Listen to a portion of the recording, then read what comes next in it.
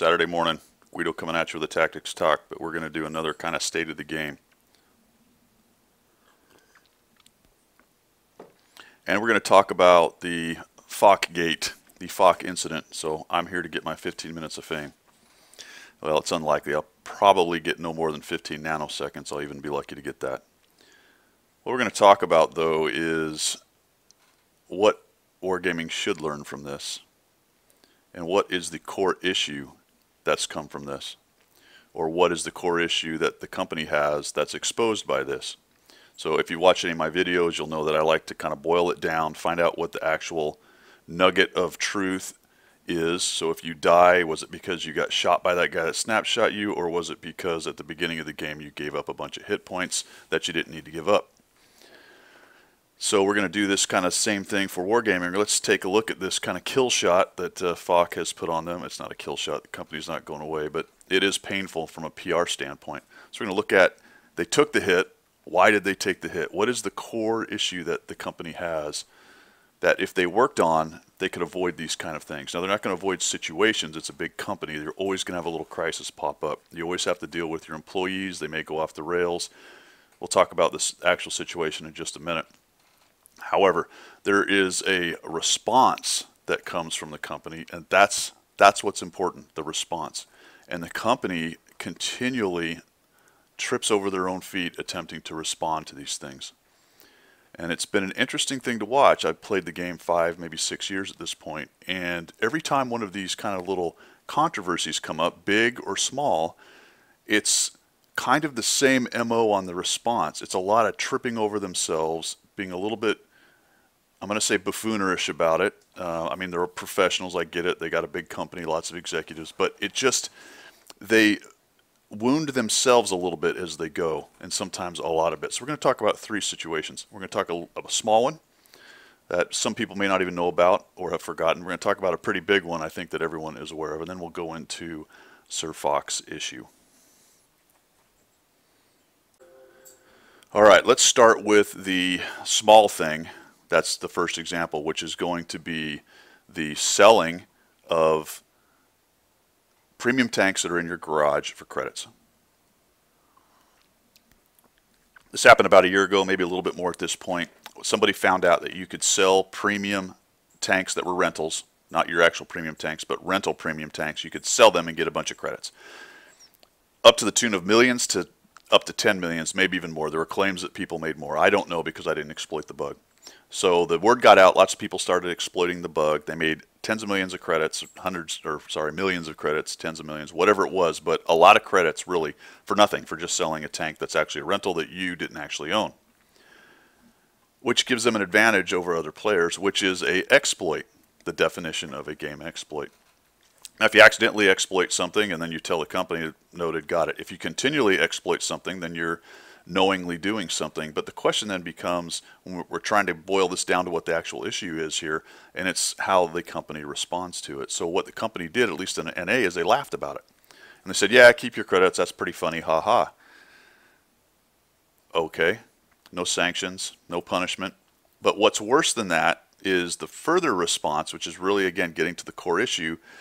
They didn't really tell the rest of the players that, hey, look, this is really not a good thing. When you find an exploit, please let us know and don't continually exploit it. If we do catch you exploiting something like that that's not intended in the game, then there are possible sanctions.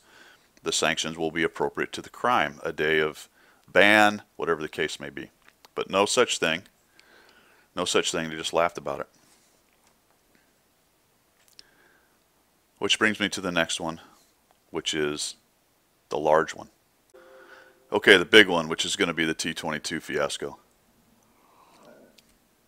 I'm not going to dredge up the whole Rampage T-22, exactly how it went down. We all know that a bunch of people rigged and they still have their tanks.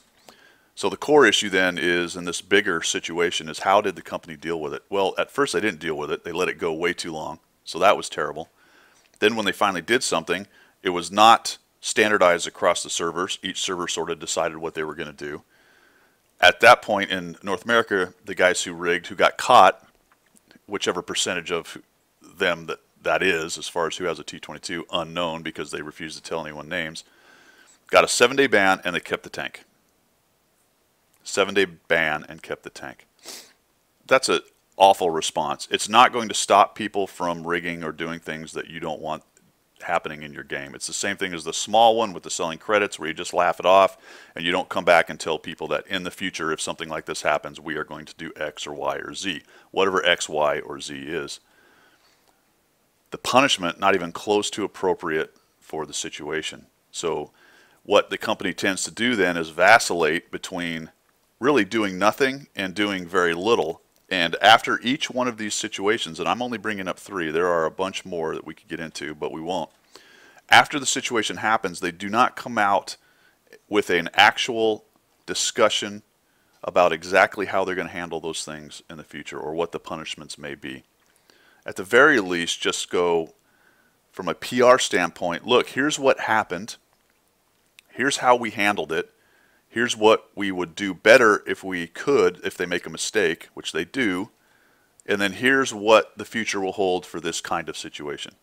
If they just simply did that, they have no idea how much PR they would get out of it. But they absolutely refuse to do these kinds of things.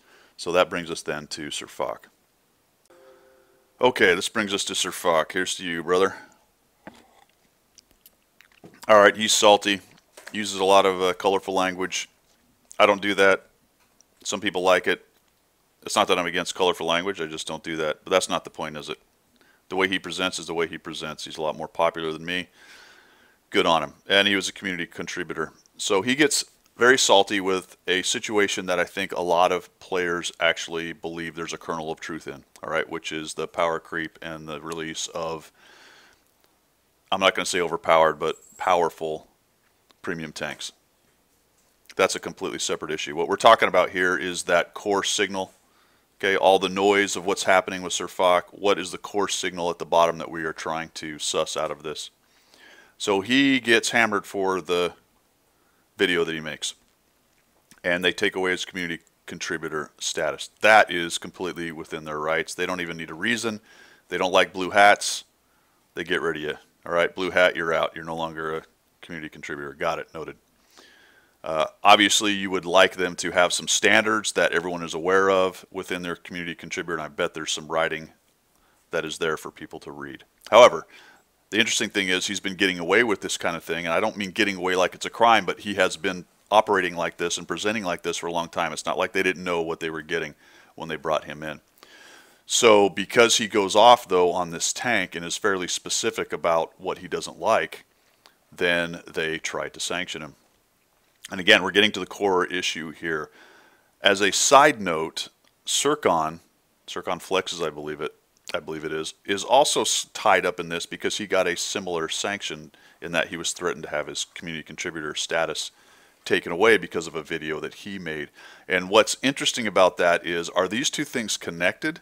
They seem to be based on the timing. And again, we're getting to the core signal, right? What's the actual signal? It's how they handle these situations. So with both of those things happen at one time, it starts to look like it's an institutional decision. Was it?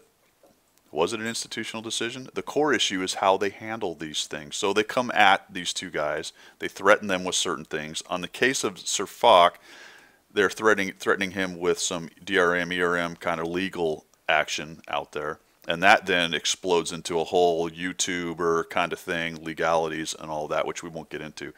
But we're talking about how the company handles these specific situations. And it is in a very ham-handed manner. So was it a rogue employee? Is it an actual institutional decision? And what are they going to do about it? That becomes the question. Okay, so that brings us to the end and kind of a wrap-up of what the issue is. Smacked my mic with my drink, my coffee. All right, so Guido, great. You laid out this big issue. What is the company, or what do you believe the company should do about it? I would really like to see them clean up their PR mess. I would really like to see them make a concerted effort to more evenly handle situations that come up like this. I would like to see them make a more concerted effort to let the players in the community know what the actual limits are and why they are. I would like them to be more standardized across servers so that what goes on one server isn't completely different or considerably different. It's never really completely different, but it is often considerably different from the other servers, so that people understand the boundaries, what it is the company wants out of certain situations. For example, you exploit a game bug, your punishments are X, Y, and Z. You rig for an end tier tank, your punishments are X, Y, and Z. And also coming out and saying very specifically, we do not want you, or we will not allow you to do those things. If you are a community contributor and you comport yourself in a manner such as X, we will do X, Y, or Z. Instead of what we have right now, which is simply all over the radar. You just really never know how they're going to react, which is not good from a PR standpoint. Now, do they have the right? Did they have the right to run their company in all those manners that we just talked about? Absolutely. Go for it. Is that great for PR? Is that great for the community? No, it's toxic. It is. It's toxic. And it creates an environment where people just kind of do whatever they want. One of the reasons you have people doing things that are getting up to the edges is because nobody knows where the edge is. And they don't know what you're going to do. And what you have done in the past is almost nothing. So you bring it on yourself to a large extent. You bring it on yourself. That's all I got to say about that. It'll be interesting to see what happens on Monday. There's some other YouTuber who's potentially going to do some kind of, Jim Sterling, I think is his name, Jimquisition. I don't know. Apparently he goes off on companies who try to do things that he doesn't like. Should be entertaining. The first video that he had was kind of entertaining.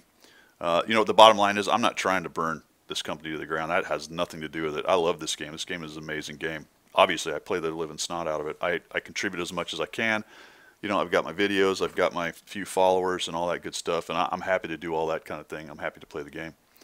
But it would really be cool if on the PR side they could tighten it up just a little bit so that that little issue we talked about, that's the actual issue in all of this, gets cleaned up. You're never going to make it perfect, right? Nobody can. We're a bunch of humans. But man, they have a lot of maneuver room right there that they could fix, and that would be really cool. I hope they learn it. I don't know. The past does not bode well as far as learning it, but we'll see what happens. See you later.